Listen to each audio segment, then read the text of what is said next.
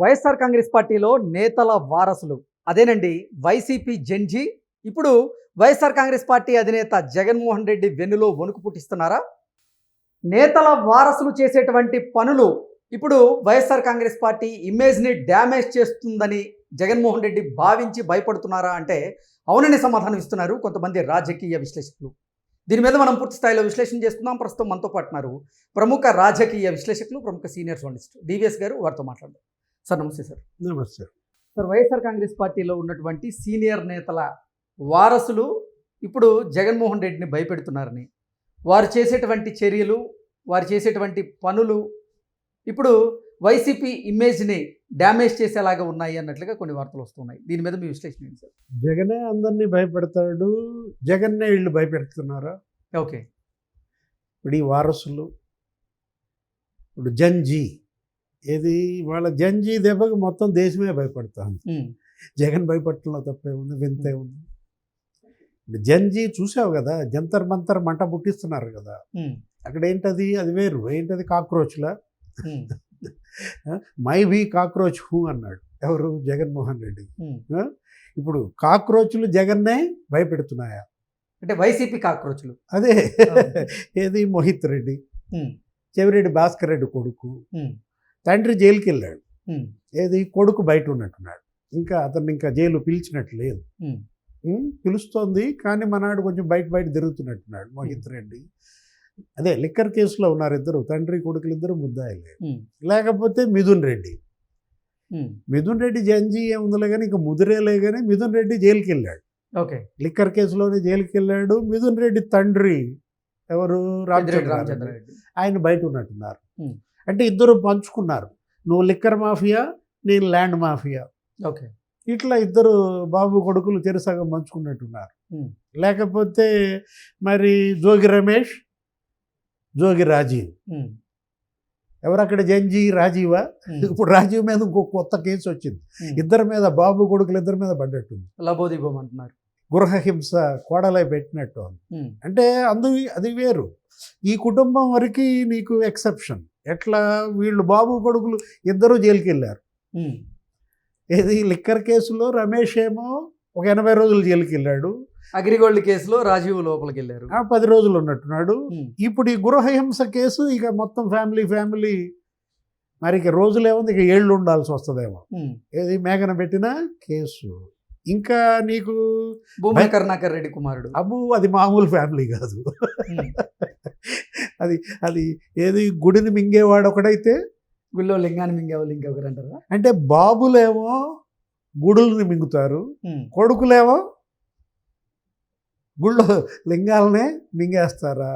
ఇప్పుడు భూమన కరుణాకర్ రెడ్డి, భూమన అభినయ్ రెడ్డి. అసలు కరుణాకర్ రెడ్డి మనకు తెలిసిందే, ఏది శాసనసభ్యుడిగా, అసలు అతను టీటీడీ బోర్డు చైర్మన్గా, ఆ కల్తీ నెయ్యి పేటెంట్ అతందే కదా. శాస్త్రవేత్త ఆయన, కేవలం ప్రజాప్రతినిధే కాదు. ఓకే. ఆయన సైంటిస్టు. ఏది, నెయ్యిని కూడా కొత్త రకంగా తయారు చేశాడు. ఓకే. అంటే పాలు లేకుండా, వాడి లేకుండా నెయ్యిని ఎలా తయారు చేయొచ్చో ఎవరిని అడగాల, పేటెంట్ భూమన కరుణాకర్ రెడ్డి. నెయ్యే కానీ నెయ్యిని తయారు చేయడంలో నిష్ణాతులు అంటారు వాళ్ళు. అయ్యో, అసలు అదేమంటే కర్పూరం అర్పుతా అంటాడు. ఈ కర్పూరం అర్పే బ్యాచ్ కేవలం జోగి రమేష్ ఒకడే కాదు, ఇతను కూడా అనమాట. ఇప్పుడు కూడా పలుకున్నారు. తండ్రి కొడుకులు మొత్తం తిరుపతినే దోచిపారేశారు. ఏది, అసలు ఇప్పుడు 16 ఎకరాలంట, 150 కోట్లు అంట, స్వర్ణముఖి మింగేశారు. మొత్తం కూలగొట్టినట్టున్నారు. అసలు భూమిలో దగ్గర ఒక 4 గజాలో ఏమో పునాదులతో సహా పెకిలి చేసినట్టున్నారు. ఆ 16 ఎకరాలు 150 కోట్ల భూమి ఇవాళ మరి మొత్తానికి ఎట్టగొట్ట ప్రభుత్వ పరమైంది. అసలు ఎన్ని అరాచకాలు, ఎన్ని అవినీతి కుంభకోణాలు. కొండ మీద ఒకడు, కొండ కింద ఒకడు, తండ్రి కొడుకులు అన్నమాట. అందరూ వీళ్ళే. చెవిరెడ్డి కానీ, పెద్దిరెడ్డి కానీ, లేకపోతే భూమన కానీ, అక్కడన్ని మఠం భూములు కూడా కబ్జా చేశారు. బుగ్గ మఠం భూములు, హతీరాంజీ మఠం భూములు.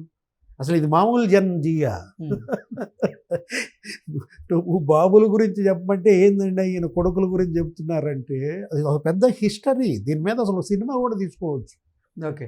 ఏది మంచి సినిమా ఒకటి తయారవుద్ది అనమాట. అప్పుడు కారుమూరి సునీల్ గోదావరిని వదిలేస్తే ఎట్ట కుదురుదు నువ్వు? ఓకే. కారుమూరి నాగేశ్వరరావు. నాగేశ్వరరావు బయట ఉన్నట్టున్నాడు, సరే. సునీల్ జైల్లో ఉన్నాడా? అంటే బాబు కొడుకులు అసలు అదే ఆ లిక్కర్ కేసు, కారుమూరి లాజిస్టిక్స్ అని పెట్టి పారేశారు. అసలు ఆ కేసు నుంచి బయటపడేయాలని, లంచం ఇవ్వాలని చూడడం. ఎవరికి? ఈడీకే లంచం ఇవ్వాలని, సిట్కే లంచం ఇవ్వాలని. అంటే 25 లక్షలు ఏమో ఇచ్చిన పరిస్థితుల్లో పట్టుకున్నట్టున్నారు. మళ్ళీ అది ఇంకో కేసు అనుకుంటా. 400 కోట్లు. అదేంటది? ఆ ట్రాన్స్పోర్టు సిగ్మా అని చెప్పి, లేకపోతే సుదర్శన్ అని చెప్పి, అసలు ఆమె మేడం కీర్తి, సునీల్ భార్య, సునీల్ నాగేశ్వరరావు. అబో, రోల్స్ రాయిస్ కారు, అసలు మామూలు వాచీలే. అసలు ఏం వాచీలు అయ్యి? రోలెక్సా? అసలు ఏంటనుకుంటున్నావు? అసలు వీళ్ళ యొక్క గురించి చెప్పాలంటే ఏ విధంగా, ఎక్కడి నుంచి వచ్చాయి ఆ సంపాదన? అంటే ప్రజాధనం ఎంత దోచేశారు అంటే, ఈ విధంగా నువ్వు చెప్పుకుంటూ పోతే ఇంకెన్ని. మచిలీపట్నం మర్చిపోయారు మీరు. పేరుని నాని, పేరుని కిట్టు. ఏది అసలు? అది నకిలీ పట్టాలు. అసలు ఎట్లాంటి జనరేషన్ చూడు. ఇప్పుడు పట్టాకి నకిలీ పుట్టిస్తారు ఎవరన్నా? అంటే ఒకట్లే, ఓటుకే నకిలీ పుట్టించిన వాళ్ళు పట్టాకు పుట్టించడంలో తప్పేమో. తిరుపతిలో నకిలీ ఓట్లు తయారు చేశారు.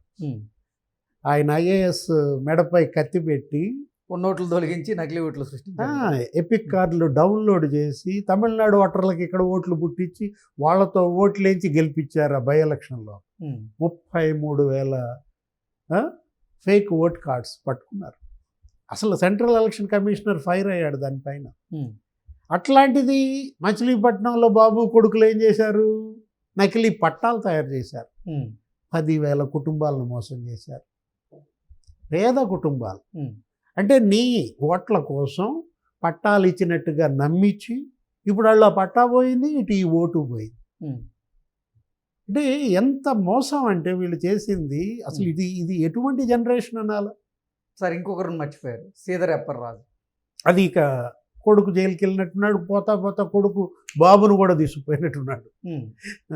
ఏది? కొడుకు చేసినటువంటి తప్పిదాన్ని కప్పిపుచ్చాలనేటువంటి ప్రయత్నం చేయడం, చట్టాన్ని అతిక్రమించడం, ఉల్లంఘించడం, ఈ నేపథ్యంలో అరెస్ట్ అవ్వడం. అంటే ఆరవ వర్మ, సీదిరి ఆరవ వర్మ వ్యక్తిని చంపాడు. అంటే కొడుకు చంపింది వ్యక్తిని, బాబు చంపింది వ్యవస్థను. అంటే వ్యక్తిని చంపినాడు కొడుకు అయితే, అసలు వ్యవస్థనే చంపాలని చూశాడు తండ్రి. ఏది? అసలు డాక్టర్గా ఉండదగినాడేనా? ఆయన డాక్టర్ సర్టిఫికేట్ క్యాన్సిల్ చేయమని ఎవరో పిటిషన్ పెట్టారంట. ఏది? స్టేట్ మెడికల్ కౌన్సిల్ లేకపోతే నేషనల్ మెడికల్ కౌన్సిల్కి ఇతను అసలు వైద్యుడిగా అనర్హుడు. అంటే డాక్టర్ సర్టిఫికేట్ రద్దు చేసి యాక్టర్ సర్టిఫికేట్ ఇవ్వమన్నారా?